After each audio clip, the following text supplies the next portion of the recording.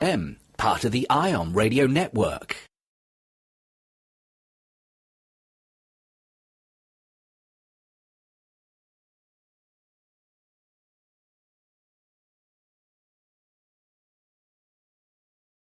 .com.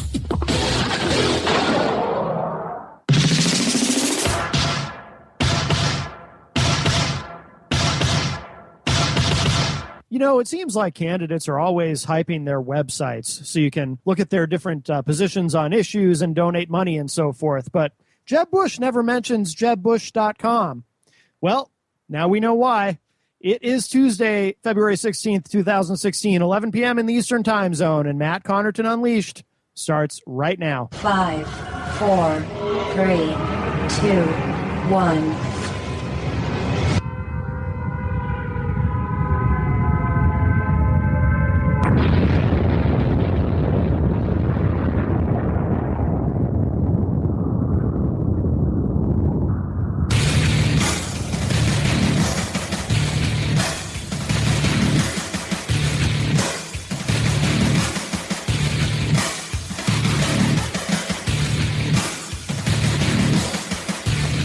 Good evening, everybody. Welcome, welcome.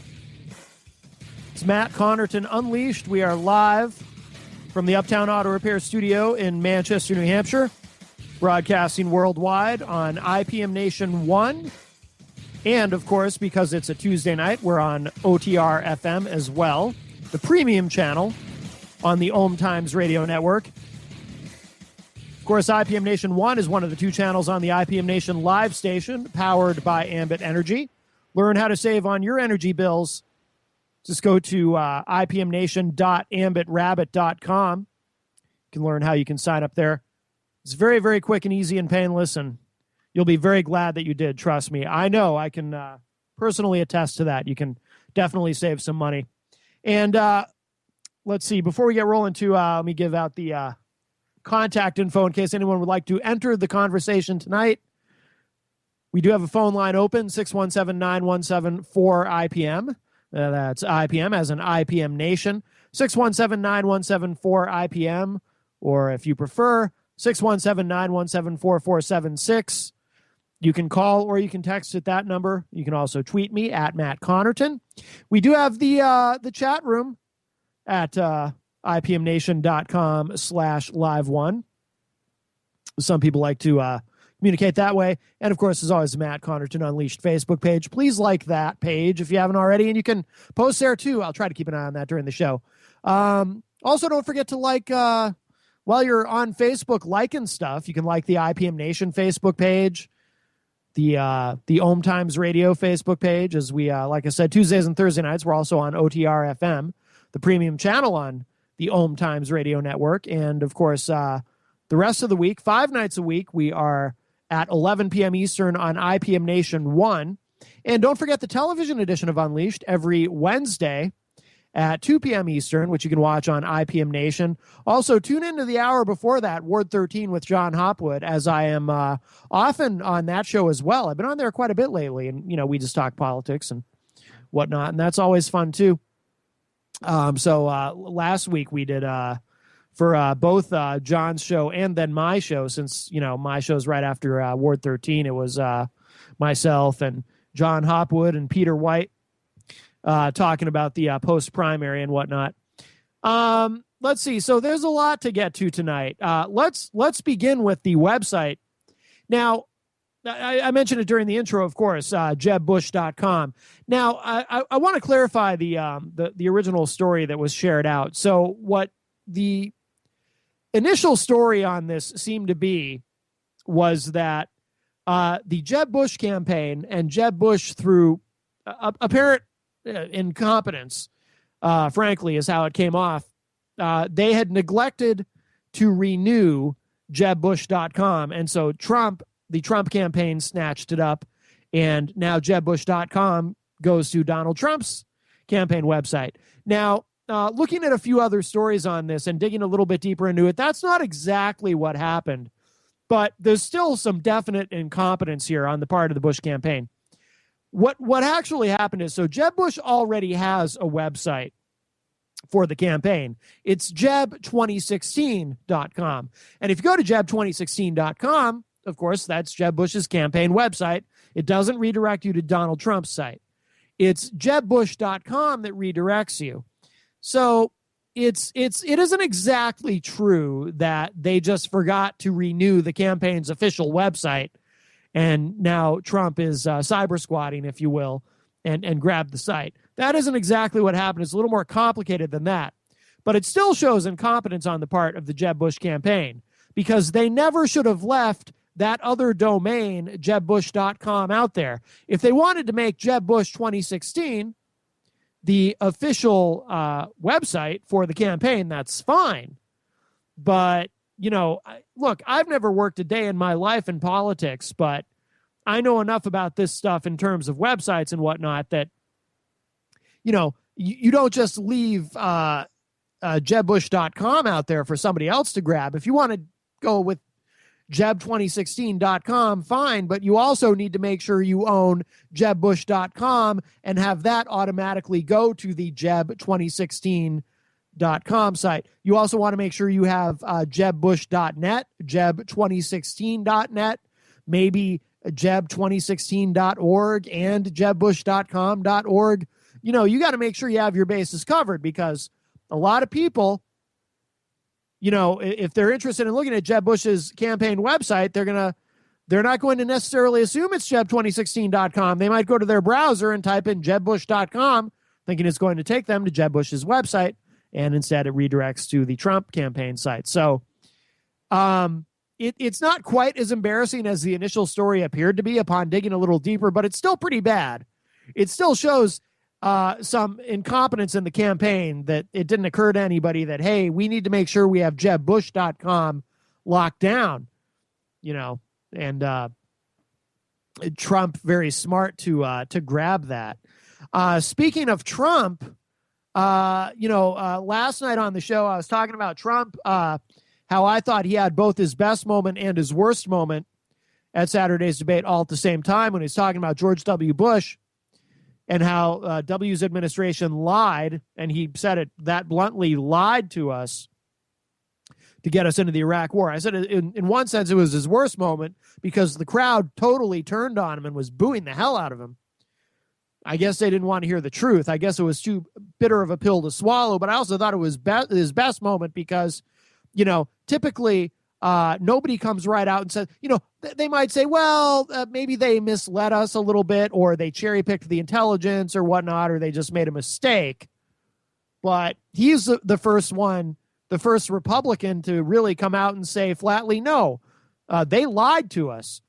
And I have some audio here that I want to play for you, courtesy of CNN, where he's basically, just kind of doubling down on that. He certainly isn't walking away from his comments at all at the debate. Let me play this for you quickly from CNN.com. These are comments that he made on the campaign trail in South Carolina just this afternoon. Because ISIS now has so much money because they've had the oil. Oh, it stopped. Let me try that again. Sorry about that.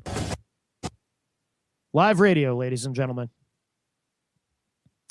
I'm refreshing the browser that I was playing that from. And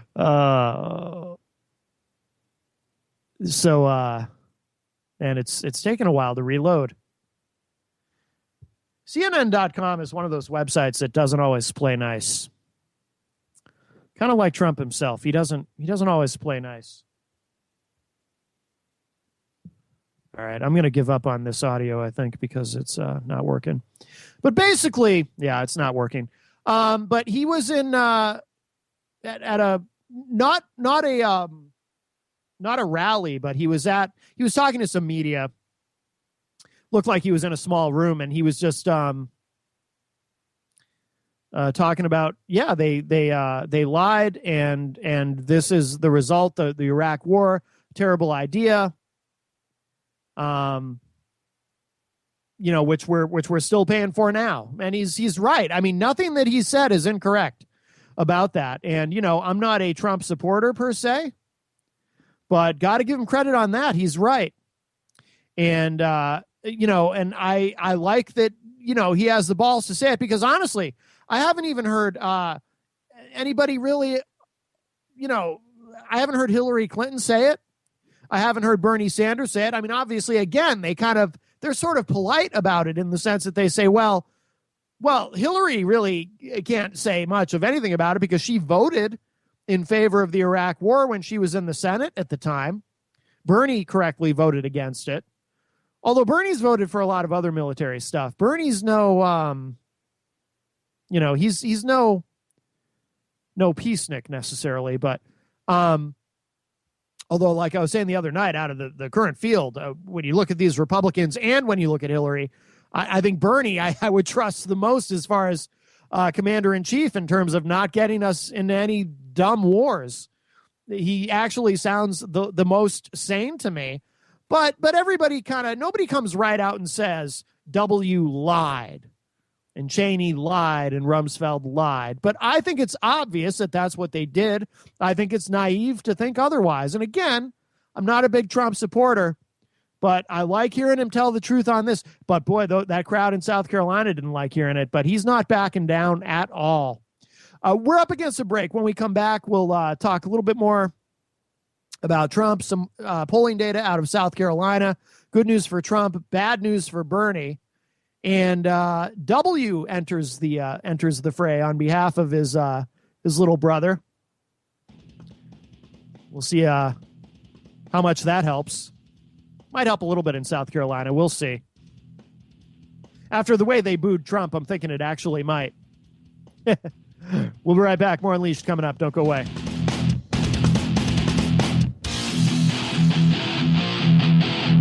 The Real Conscious Connection. OMTimes Radio. IOM FM. Host your show on IOM FM, the radio network of OMTimes Media, one of the more recognized brand names in the conscious community, and is backed by the extensive marketing reach of OMTimes. Hosting a show on IOM FM immediately connects you with our extensive dedicated community.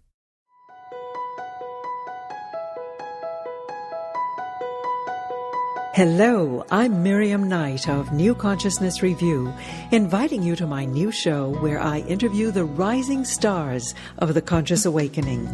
We'll explore the many faces of consciousness in action and intriguing perspectives on life, the universe, and everything in between.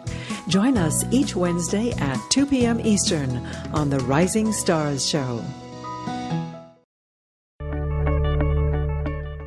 Time to read that inspiring book or that blog post you've been meaning to get to? In your busy world, how do you improve yourself and keep your life going? I'm Lisa Kay, and my Between Heaven and Earth radio show can transform your life just by listening. Be uplifted with inspiring topics, positive stories, and ideas that really work. Between Heaven and Earth radio is conscious living for your soul, every Wednesday at 4 p.m. Eastern Time. OMTimes Magazine is one of the leading online content providers of positivity, wellness, and personal empowerment. A philanthropic organization, their net proceeds are funneled to support worldwide charity initiatives via Humanity Healing International. Through their commitment to creating community and providing conscious content, they aspire to uplift humanity on a global scale. OMTimes, co-creating a more conscious lifestyle.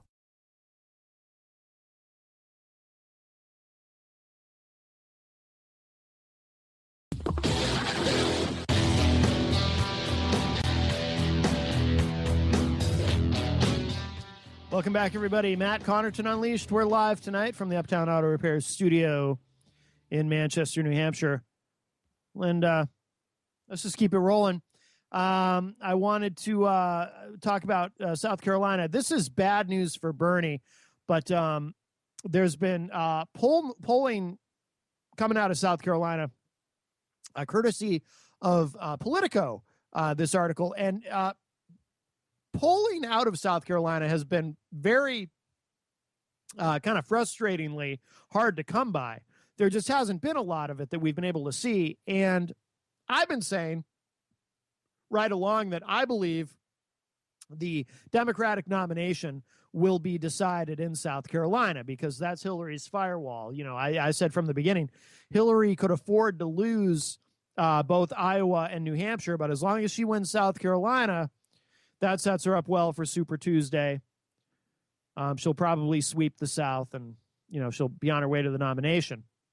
It turned out, I guess Iowa was a tie.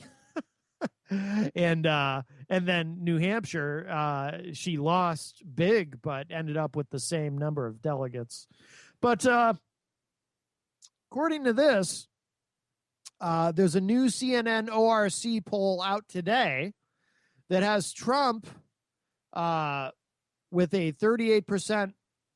It says here, Trump has the support of 38% of likely Republican primary voters in South Carolina. That's not a surprise. Trump, I think Trump is the inevitable nominee for the Republicans, with Texas Senator Ted Cruz well behind him with 22%. Florida Senator Marco Rubio has 14%, and former Florida Governor Jeb Bush has 10%. Retired neurosurgeon Ben Carson has 6%, and Ohio Governor John Kasich is at 4%.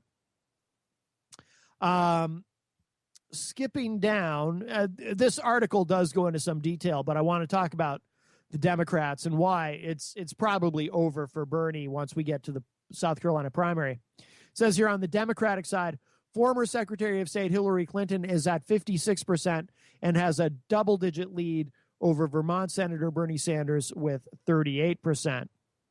Now, it also goes on to say here that his support from likely Democratic primary voters has grown since October. In the fall, Clinton had 49%, Sanders had 18%, and Vice President Joe Biden, who was still considering a run at the time, had 24%. There's still room for persuasion with likely Democratic voters, 40% of whom are still trying to decide on a candidate. 43% had definitely decided, and 16% were leaning towards someone. The telephone polls of 1,006 South Carolina adults were conducted both before and after the GOP debate Saturday. Anyway, so it goes on to kind of break that down a little bit, but it doesn't matter.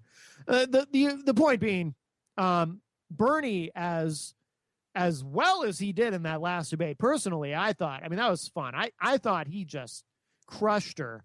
And I hope that even if he loses big in South Carolina, that he stays in for a while, which I assume he will, because I want to see more debates, because I enjoy watching him crush Hillary Clinton. It's fun.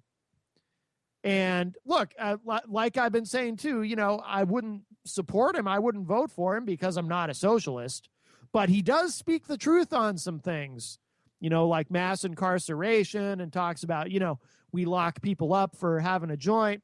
Meanwhile, the people who wrecked the economy with some of their corruption in the financial sector, nobody did a single day in prison. There's some other things. I also want to play some audio for you. Now, I've been sitting on this for actually a number of days because I just haven't gotten to it, but they were asked in one of the debates. I'm not even sure if this, I don't think this was from the last debate. I think it might've been the one before it. I don't even remember now, but they were asked, both Hillary and Bernie were asked about the death penalty. Now, I was a little bit surprised to hear this come up. Usually the only time a death penalty question comes up is when one of the candidates involved is a governor or a former governor. Neither Bernie nor Hillary have ever been a governor, so they don't tend to deal directly with that particular issue. But it came up in this particular debate, and anybody who's a longtime listener or viewer of mine knows how passionately I feel about the death penalty. I loathe the death penalty.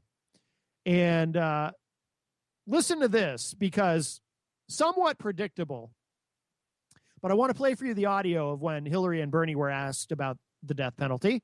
And this predictably, again, perhaps, made me like Bernie even a little bit more. Take a listen to this. Welcome back to the University of New Hampshire and the Democratic candidates debate. Secretary Clinton. Okay, so this wasn't the last one. This was the one before it. This was that rogue MSNBC debate that that Debbie Wasserman Schultz and the DNC didn't originally want to get into. But it's interesting. Rachel Maddow, who has done a lot of reporting on the death penalty on her show on MSNBC. It's interesting that she's asking this question. So here we go. On the issue of the death penalty.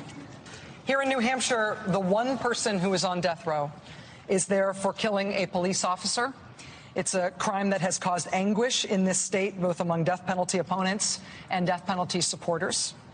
The last time I had the chance to talk with you on this issue on the death penalty, you said that capital punishment has a place in a very few federal cases, but you also said you would breathe a sigh of relief if the Supreme Court abolished the death penalty nationwide. Tonight, do you still support capital punishment, even if you do so reluctantly? Yes, I do.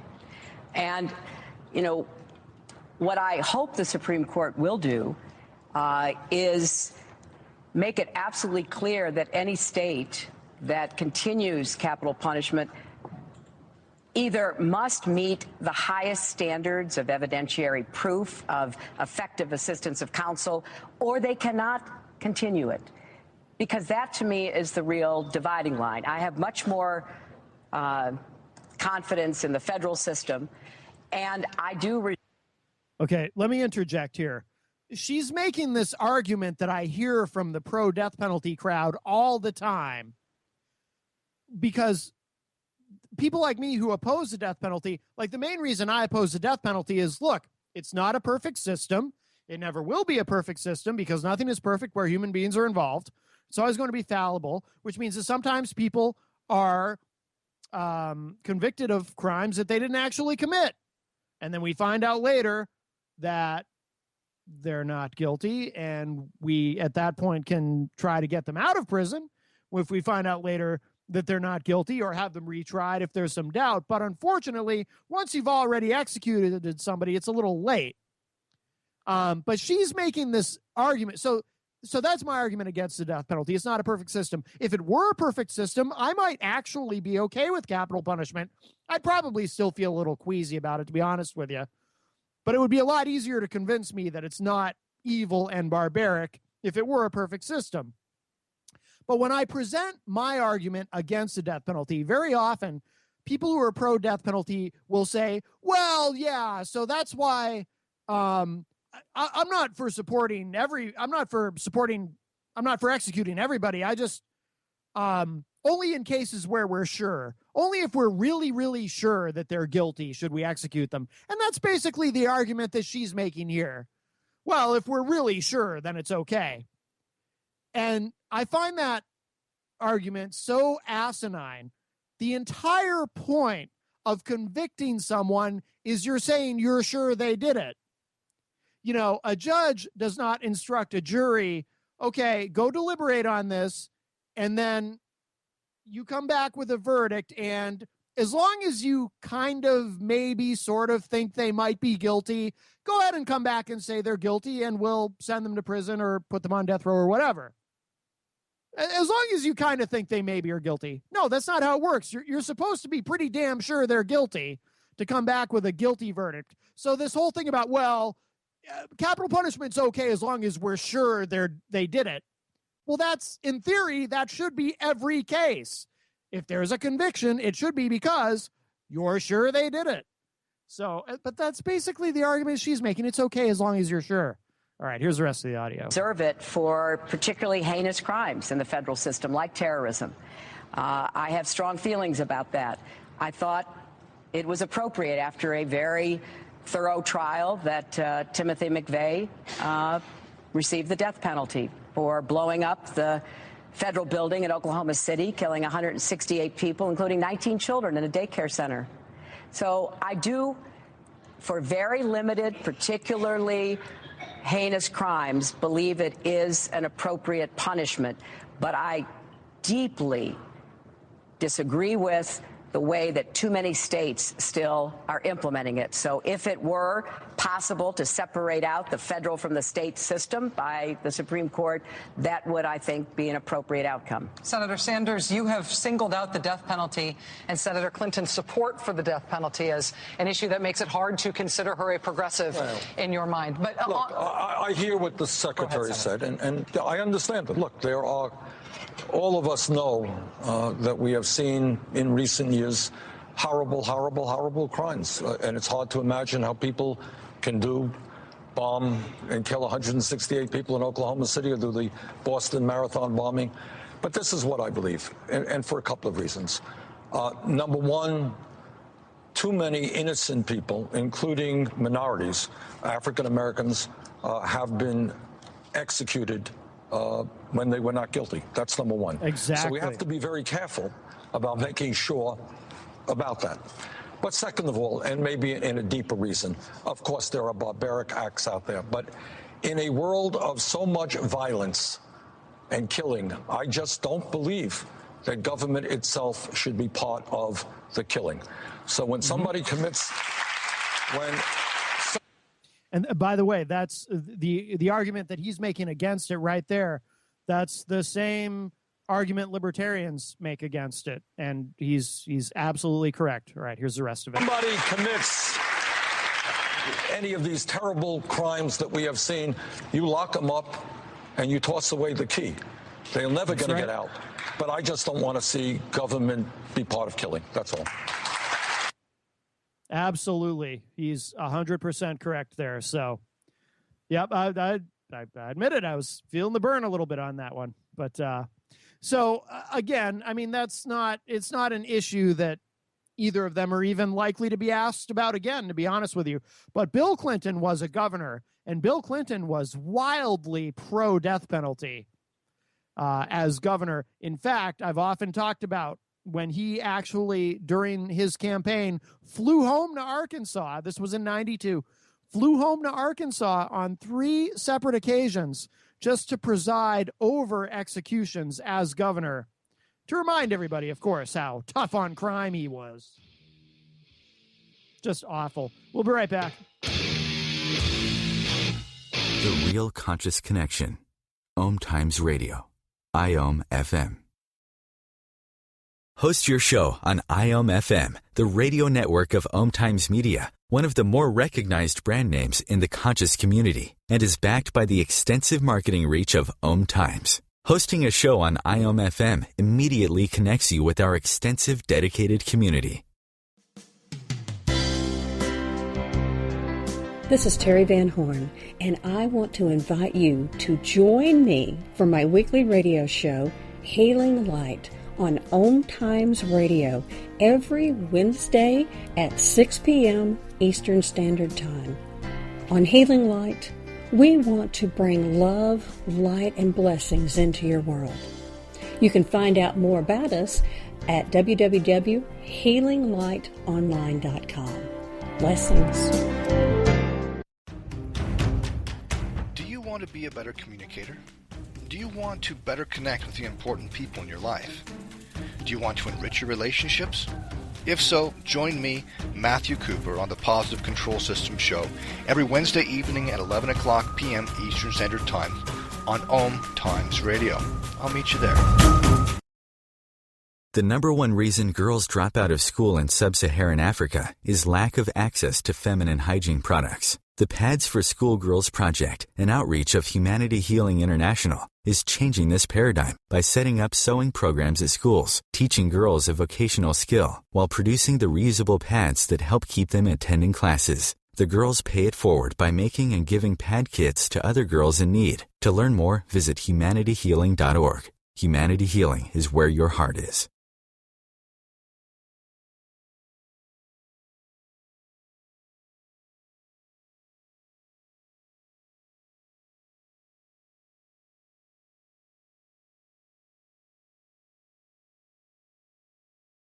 Connarton Unleashed.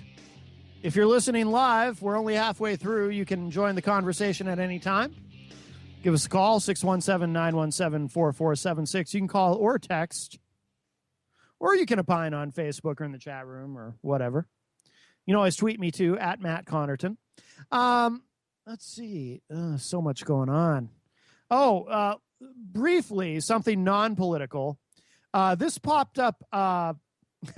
Our friend Slicko shared this with me on Facebook. Slicko, of course, the host of Slicko's World, which you can hear Friday nights at 7 p.m. Eastern on IPM Nation 2. This is not, let me say this first, this is not from The Onion. This appears to be legit. Police find satanic ritual dungeon in Chuck E. Cheese basement. This is from TMZWorldNews.com. And no, this is not something going on in Florida. They used to play on Loveline years ago when it was when Dr. Drew, it was Dr. Drew and Adam Carolla. They used to play this game called Germany or Florida, where they would read a news story and then callers would have to guess, is this something that happened in Germany or Florida?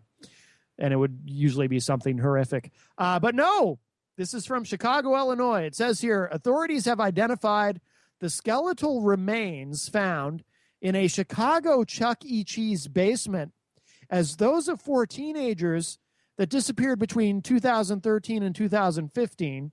Multiple media outlets report that the teenagers were local residents of the city. Charged in their deaths is the owner, 68-year-old Melvin Wallace. There was another woman being charged as an accessory to the murders. Court documents allege that Wallace regularly performed satanic rituals and animal sacrifices in the Chuck E. Cheese basement where the bodies were found. The basement dungeon where the bodies were discovered was full of mold, garbage, debris, animal feces, as several satanic markings. Police say the children were more than likely abducted from the Family Fun Center. Parents who regularly take their children to the Chicago Chuck E. Cheese say they are shocked at the findings. Said Rita Thomas, mother of 4, quote, "We come here to have pizza and play games at least once a week. Melvin seemed like such a nice guy. A little weird, but a nice guy. Parents need to watch their children more closely. There are these crazy types of creeps everywhere," unquote. Authorities believe that Wallace was performing these satanic rituals below the restaurant for more than a decade now. Crime scene investigators are searching the wooded area behind the building for any other bodies which may have fallen victim to Wallace's disturbing rituals. The business has been closed pending further investigations. Wallace is being held on murder charges with no bond. Wow, that's just... I kind of, it is actually tragic. So I don't really want to, part of me wants to make a terrible joke about it and part of me doesn't, but it is something you just don't expect. It sounds like something out of The Onion, but then when you read it, it's like, okay. But getting back to, well, let's see, couple ways we could go here. Let me address this first. We have seen so far in these campaigns on both the Democratic and the Republican sides, people within the establishments of each of the 2 respective parties really freaking out over the insurgent campaigns, what they perceive to be insurgent campaigns of Trump and Sanders. And, of course, we've seen some of that play out after the New Hampshire primary, when somehow magically both Bernie and Hillary ended up with the same delegate count, even though he crushed her by more than a 20 percentage points in the popular vote. And of course it's like, okay, so this is a great way to teach people that their votes count, right? When, oh yeah, your vote counts, except when it doesn't. So she actually, I believe, is in the, well, no, she's not in the lead, but they're basically tied for delegates, and it's because, you have these super delegates and whatnot. Meanwhile, this story keeps popping up and, here's the thing. Okay. So for the Democrats, this whole thing with the manipulating the delegates and whatnot, and thus disenfranchising the voters, that's probably going to blow over for them, because while Bernie has, definitely done some damage to the Hillary Clinton campaign, like I was saying before, once you hit South Carolina, she's probably going to win there, probably by a 2-1 margin, according to polls. And that really sets her up pretty well to, again, you've got Super Tuesday, you've got a bunch of Southern primaries on the same day. At that point, Bernie is probably pretty much done. But on the other hand, for the Republicans, the insurgent candidate that the establishment doesn't want is probably going to be the nominee. I still think it's going to be Trump. Trump is going to be the Republican nominee. And once again, this story keeps popping up now on Politico just today.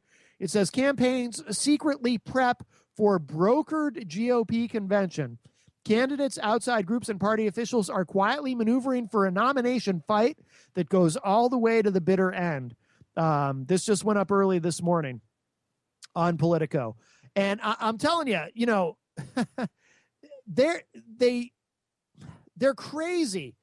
Look, they got to just, I mean, not yet because it's so early in the process, but well before the convention, they're just going to have to accept that it's going to be Trump and make the best of it.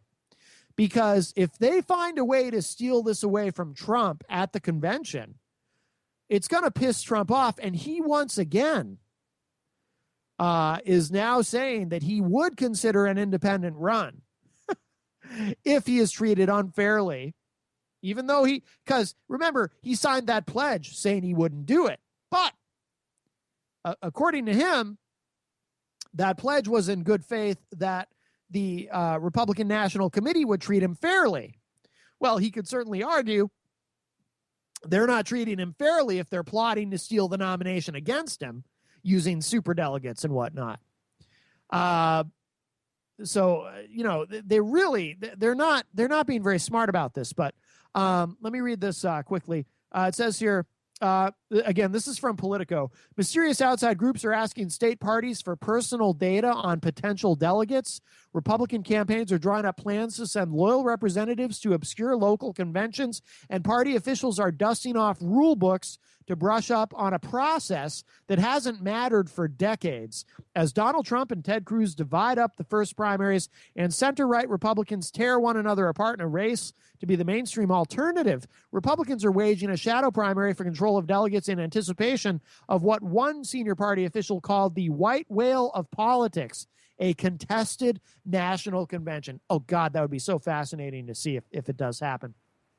The end game for the most sophisticated campaigns is an inconclusive first ballot leading to a free-for-all power struggle on the floor in Cleveland, said veteran operative Barry Bennett, who managed Ben Carson's campaign until December and is now advising Trump, quote, "This is going to be a convention like I've never seen in my lifetime. It's going to be contentious from day one," unquote. The primaries and caucuses that dot the nominating calendar and whose results drive headlines will decide whom most delegates are bound to vote for on the first ballot at the Republican National Convention. Should the first ballot fail to produce a nominee, the outcome of the convention will depend on results of the parallel primary now underway for the hearts and minds of delegates. Each state party has its own rules governing delegate selection, a process so steeped in nuance and legal ambiguity that there are multiple blogs dedicated to wading through it all. In some states, campaigns select slates of their own delegates, making it relatively easy to send loyalists to Cleveland. In many others, delegates to Cleveland will be selected at a series of conventions held at the congressional district and state levels. Candidates who are able to get supporters to show up at these conventions and elect loyal delegates would be rewarded in a multi-ballot Republican convention, even if those delegates are bound to vote for someone else in the first round. Said Marco Rubio's deputy campaign manager, Rick Beeson, quote, "Just because you get X number of delegates, it doesn't mean that it's your people unless you go to those conventions and get people to run. You want to make sure that they're with you on subsequent ballots," unquote. Rubio, who openly contemplated the possibility of a contested convention in an AP interview last week, is not the only candidate whose campaign is preparing to contest the shadow primary. There's more to this article if you want to read the whole thing. It goes into quite a bit of detail. It's at Politico. But look, you know, it doesn't work the way some people think it does in terms of these primaries and the caucuses. God, those are so confusing and strange. Who knows? But, you know, just because, as we saw with the Democrats in New Hampshire, just because somebody wins a primary doesn't mean that they get all the delegates. Some states are winner take all, where it's a little more clear cut, or a lot more clear cut. Winner take all meaning that if you win the primary in that particular state, you get all the delegates, no questions asked. But even that doesn't include super delegates who get to do whatever they want, and that's how they can manipulate this. It's like, yeah, your vote counts. Remember, everybody, it's important to vote because every vote counts, except when it doesn't, because it's all much more complicated than it appears. It is just not as simple as, okay, this person got this many votes, so they get this many delegates, and when they get to that magic number of how many delegates they need to win the nomination, then that's it. They are the presumptive nominee. It is not that simple. It is much more complicated than that. And it is much more complicated by design.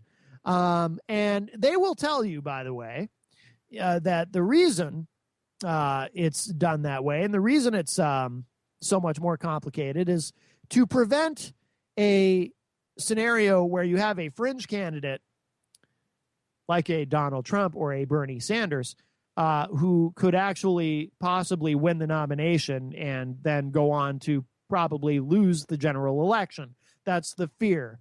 So this whole thing on both sides, both parties have done this. They've designed this to be complicated and to have these sort of loopholes, is one way to look at it, in order to prevent the unthinkable. A candidate who can't possibly win in the general election. But, of course, in the process of that, they completely disenfranchise you, the voters. So, there you go. We have one more segment to go. More Unleashed coming up. Stay with me. The Real Conscious Connection. OMTimes Radio. IOM FM.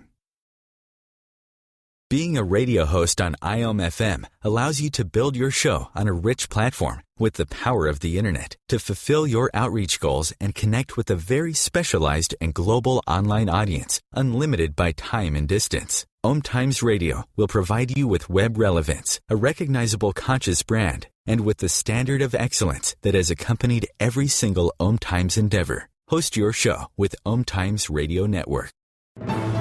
Join Elliot Jolish, the business therapist, each Tuesday at 5 p.m. Eastern for the Elliot Jolish Hour, as he interviews business experts on your behalf. And you're invited to email your business questions to questions@ecjgroup.com for answers, live, on air every Tuesday at 5 p.m. Eastern on the Elliot Jolish Hour. Hi, this is Angela Levesque, host of Entanglement Radio. Join me Wednesdays at 12 p.m. Eastern for inspiring conversations with visionaries in spiritual science and conscious healing. Entanglement Radio, Wednesdays at 12 p.m. Eastern. Transcendent talk for the conscious mind. Have you ever wondered how to change your love paradigm? The secret key is finding a love partnership, not just a regular connection. How do you find these? Through conscious relationships. Ascending Hearts Dating is a dating site for people like you that believes in second chances and a different type of spiritual connection. Try Ascending Hearts for free today at ascendinghearts.com and change your love paradigm. Ascending Hearts, the premier dating community for the spiritually awake.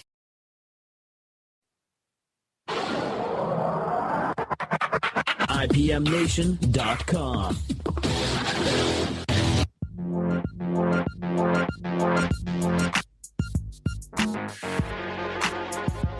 Hey, welcome back, everybody, as we cruise into our final segment tonight on Unleashed. Don't forget, you can hear Matt Connarton Unleashed 5 nights a week on IPM Nation Live 1. The IPM Nation Live station, of course, we broadcast from the Uptown Auto Repair Studio and powered by Ambit Energy. Find out how to save on your energy bill. Go to ipmnation.ambitrabbit.com. Of course, Tuesdays and Thursday nights, we also have the honor and privilege of being carried on OTR FM, the premium channel on OMTimes Radio. And don't forget the television edition of Unleashed, Wednesdays at 2 p.m. Eastern on IPM Nation. And we do get the show up and available on Vimeo and on YouTube, usually by about 9 p.m. Eastern on Wednesday night. The Jeb campaign apparently getting pretty desperate because they've taken a big risk. This is a roll of the dice. But enter W.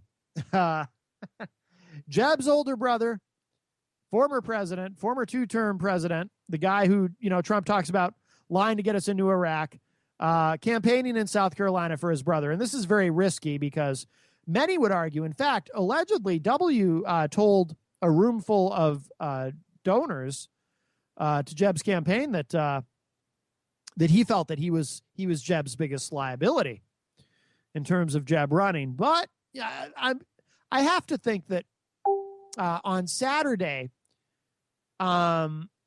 because of the reaction, I'm just speculating, but because of the reaction that crowd gave to Trump saying what he said about W and about lying about WMDs to get us into Iraq and whatnot, the way they booed Trump, and it wasn't even, like I said last night, it wasn't even like they just booed him, but there was a smattering of cheers underneath the boos from the people in the audience who really got it. No, I mean, they really rained down boos on Trump, and they cheered Jeb when he stuck up for W. Talked about how he kept us safe and whatnot, even though the 9/11 happened on W's watch, but because of that reaction, I'm guessing that's why Jeb has decided, break glass in emergency and bring out W, thinking, okay, well, obviously South Carolina must feel pretty good about George W. Bush because of the way they reacted. But I haven't pre-listened to this, but I have some audio here of from Bush's campaign appearance. I've seen in my brother a quiet conviction and a core of conscience that cannot be shaken. And my hope is that the people of South Carolina will see this as well. This is a serious election for a serious job. So please welcome a serious and thoughtful candidate, a good man, a man I am proud to call my big little brother, Jeb Bush.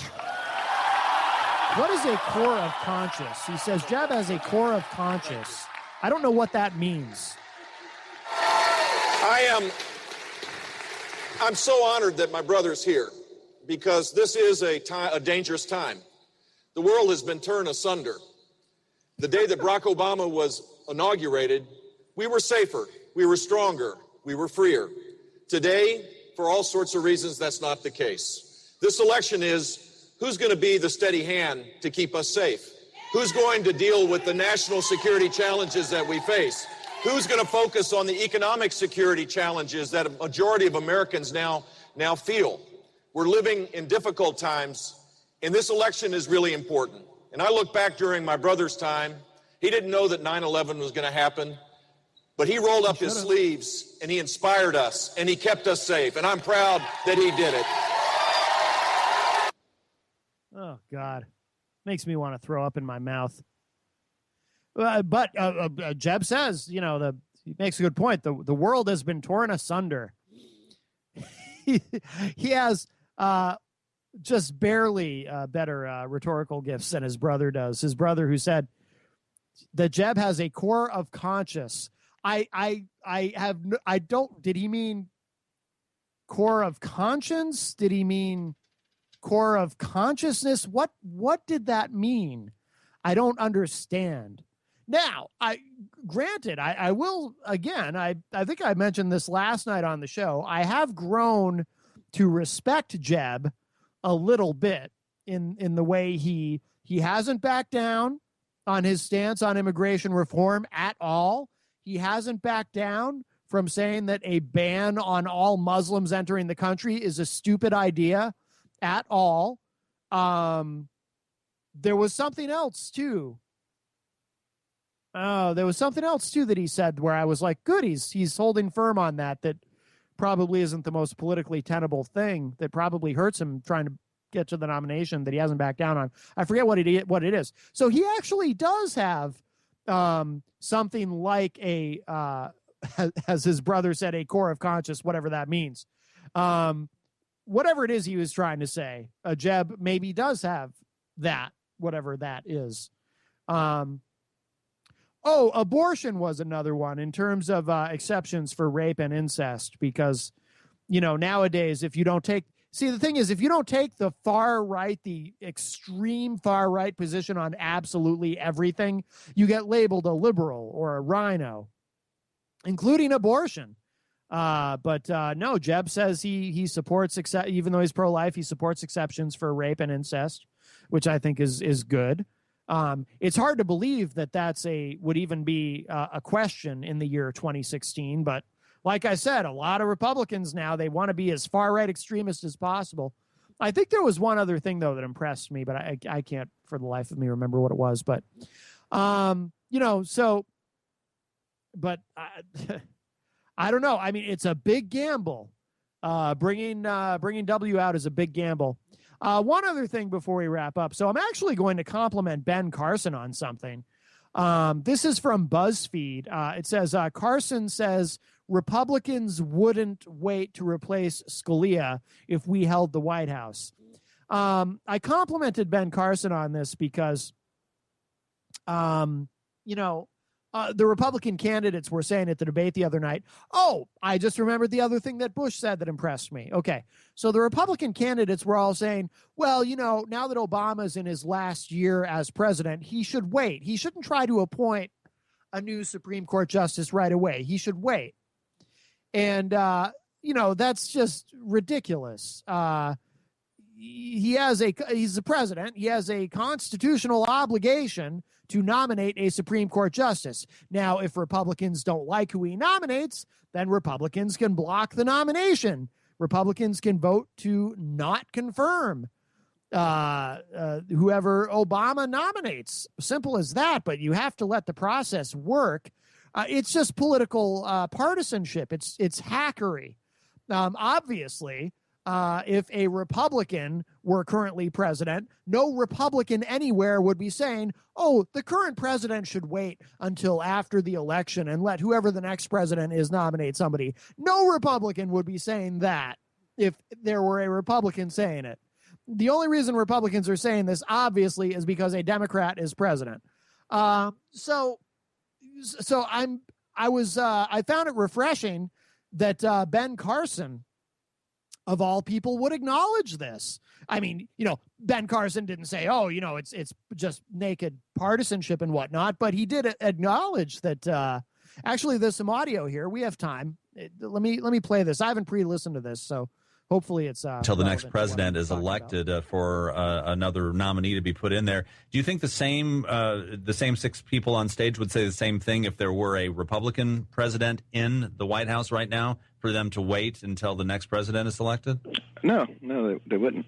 But then again, recognize that good for him. He didn't even hesitate. He said no, they wouldn't. They wouldn't say that if there were a Republican president. Good for him. I mean, that's just honest, and that's refreshing. Another, let's see, and I had shared this on the Matt Connarton Unleashed Facebook page. Another GOP senator is warning against the party's obstructionist Supreme Court strategy because refusing to let the president put anyone on the court doesn't look great. This is from HuffPost. It says here, a GOP senator on the Judiciary Committee warned that Republicans risk looking obstructionist if they refuse to even consider a potential Supreme Court nominee from President Barack Obama. Senator Tom Tillis, a Republican of North Carolina, said in a radio interview on Tuesday, he said, quote, I think we fall into the trap. If we just simply say no, sight unseen, we fall into the trap of being obstructionist, unquote. So far, that's exactly what Republicans are doing. Senate Minority Leader Mitch McConnell said on Saturday, after the news broke of Antonin Scalia's death, quote, the American people should have a voice in the selection of their next Supreme Court justice. Therefore, the vacancy should not be filled until we have a new president, unquote. It's completely asinine. Republicans did not have to take this route. After all, they have a majority in the Senate and could simply block an Obama nominee on the floor in an up or down vote. Tillis said the GOP would be happy to consider a candidate who, quote, has an almost identical resume and capabilities as Justice Scalia, unquote, a prospect that he admitted it was unlikely. He added, quote, if he puts forth someone that we think is in the mold of President Barack Obama's vision of America, then we'll use every device available to block that nomination. Wait for the American people to voice their vote in November, and then move forward with a nomination after the election, and most likely with the next president, unquote. So in other words, what he's saying there is, look, let Obama nominate somebody, and then if we don't like whoever Obama nominates, we'll vote against that person and not confirm them. As simple as that. That's how the process is supposed to work.